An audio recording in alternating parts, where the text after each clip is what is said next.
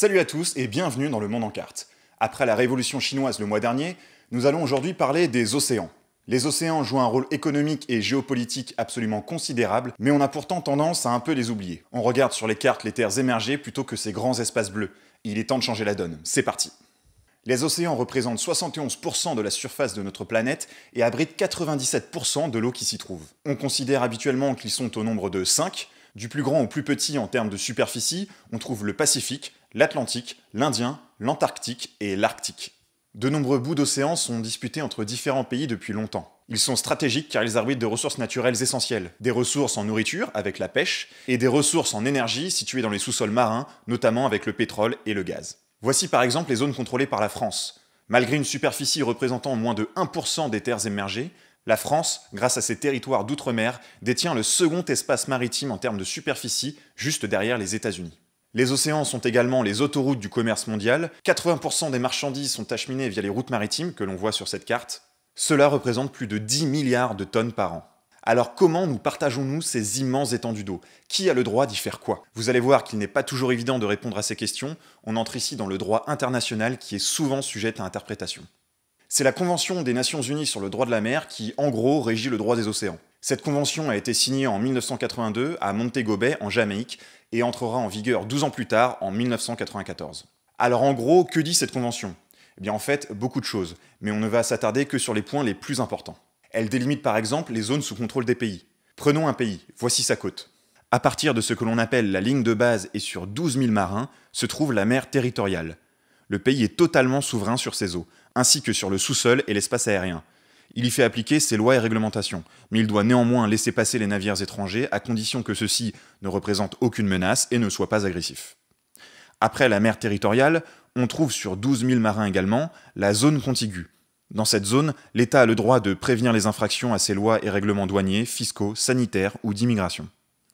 Et on trouve ensuite et surtout la zone économique exclusive, ou ZEE, qui s'étend quant à elle sur 200 000 marins à partir de la ligne de base.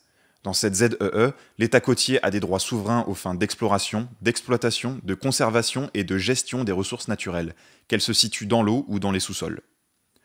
Dans la partie de la ZEE se trouvant après la zone contiguë, les autres États ont plus de droits. Ils peuvent naviguer ou survoler la zone plus librement et peuvent également poser par exemple des câbles ou des pipelines sous-marins.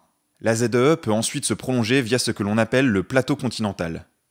Selon la Convention, le plateau continental représente toute l'étendue du prolongement naturel du territoire terrestre de l'État côtier. C'est donc une limite géologique qui reste parfois difficile à déterminer.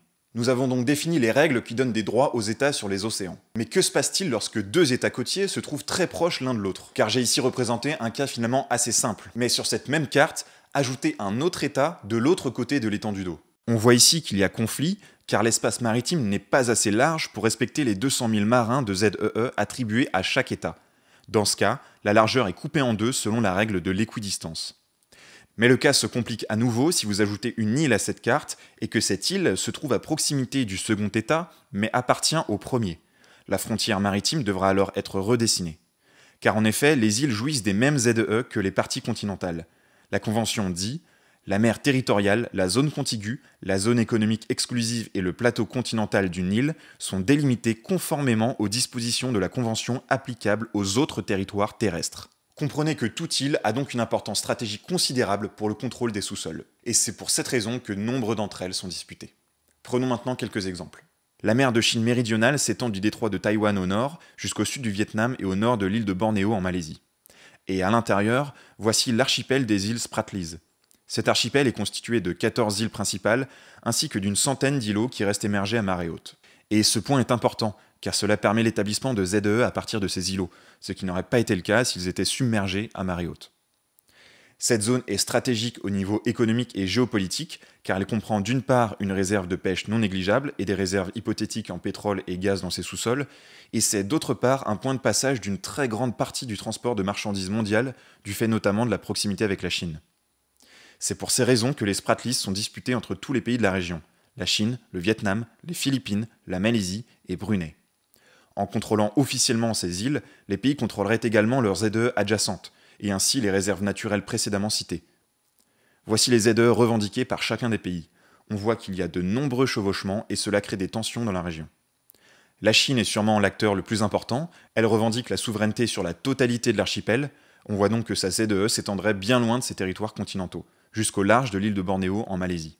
Cette revendication s'inscrit dans sa stratégie plus globale de contrôle de la mer de Chine méridionale, en faisant une véritable mer intérieure, et dans sa volonté d'y contrôler la navigation et ainsi s'imposer comme leader dans la région. La Chine s'est même lancée dans la création d'îlots artificiels dans l'archipel, avec l'espoir que des ZEE soient établis autour. Mais cela a été refusé par la Cour permanente d'arbitrage, une juridiction internationale. Par ailleurs, la quasi-totalité des îles émergées en permanence sont occupées, la plupart du temps abritant des installations militaires des uns ou des autres. On voit par cet exemple que le contrôle d'îles minuscules est un moyen efficace de profiter des richesses des océans, et que dans cette région, aucun pays ne semble vouloir lâcher le morceau.